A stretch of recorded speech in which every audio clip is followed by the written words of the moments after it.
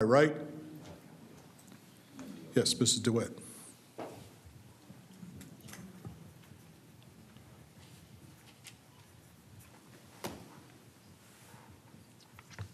The following are my opinions based on facts as I understand them.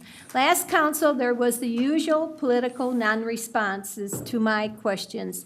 Due to my limited time, I will address a couple of them this council and the others next council. With all due respect, our city attorney's replies were non-answers, totally unresponsive to actual questions.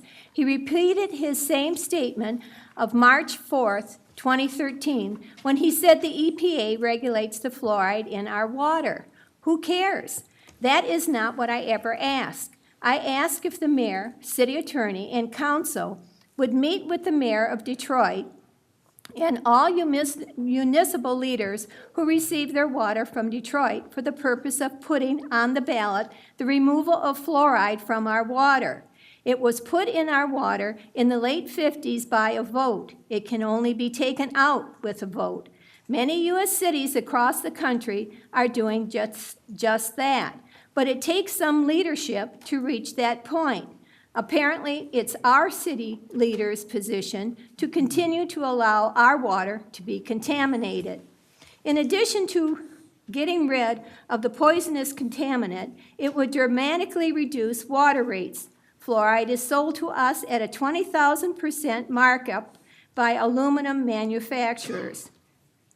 To Councilman Kerr, although you have never answered my questions, you did make an extremely interesting point back at an April 2014 meeting, stating the library, like the water and sewer, is a kind of enterprise fund. Quote, any money that is brought into the library is from the library millage that's ran as a separate account.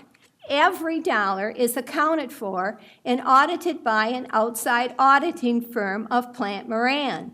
We cannot use library money for general fund purposes. It's the library's money. We didn't transfer funds to us, unquote. Us, that's a troublesome way to put it. It is no wonder they ignore my questions and call me a liar.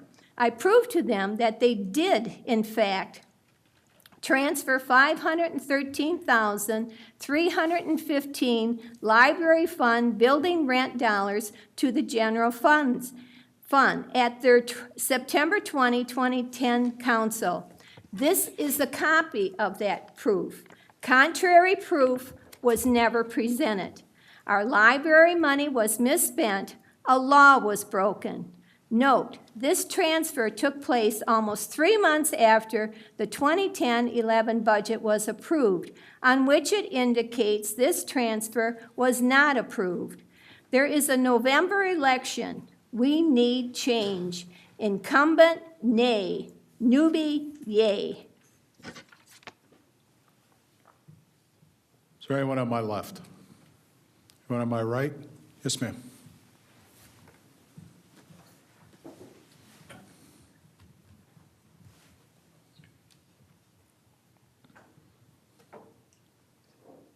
Hello, I just want to make a comment regarding the smart meters of various types. You know, they're sold as being the new thing and wonderful with all these options, and you can see how much you're using and blah, blah, blah, remotely, this, that. It really is, however, a surveillance or an intrusion into one's privacy. I mean, if I wish to take a shower for a half hour, is this going to become a problem in the future? Oh, you can't have your water running for a half hour straight. If I want to pay for a shower for a half hour. Now, this is something that we're not talking about right now, but it's something to consider because this is where it's headed. So please keep in mind all the smart meters of all various types, that what are they really? They can remote surveillance. They know when you're home. They know, how much you're using, when, what you're doing. So just kind of think about it. Sounds like a great thing, but it's not all that wonderful. Thanks. Have a great day. Thank you. Anyone on my left? Anyone on my right? Mr. Rock?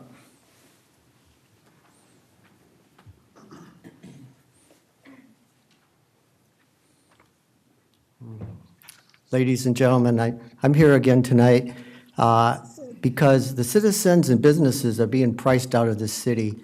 Our leadership has failed us completely. The latest failing is administration, who is Bill Wild. He's out of control. He's recommending a 5-year extension of Reddy's contract, fire chief, $15,000 raise effective July 1st. That would make Reddy's salary $130,000. All other top directors of Westland are making roughly $100,000. Why should he receive $130,000 as fire chief? It's nothing but cronyism and payola, because the union, as a union, they've been contributing money to Mayor Wild, $2,000 on a regular basis. The fire union gave Adam Hammonds $1,000 in 2011. The fire union gave James Godbelt, the council president, $1,000 in 2011. Dewey Reeves received money in 2007. Michael J. Reddy presently makes in his pension, this is why we're being taxed out of the city, he makes $104,000 approximately a year in pension. Health insurance, we're paying $22,000 approximately. He has a contract at the present time for almost $115,000. Presently, Westland taxpayers are paying him, Michael Reddy, fire chief, $240,000. Why does he need a $15,000 raise?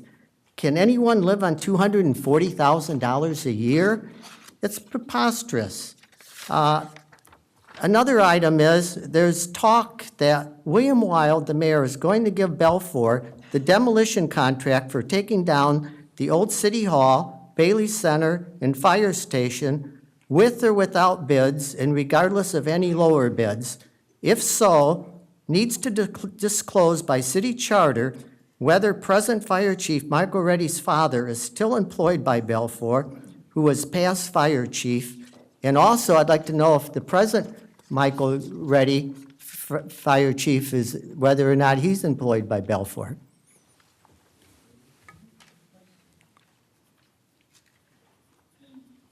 Is there anyone on my left? Anyone on my right? Anyone else in the audience?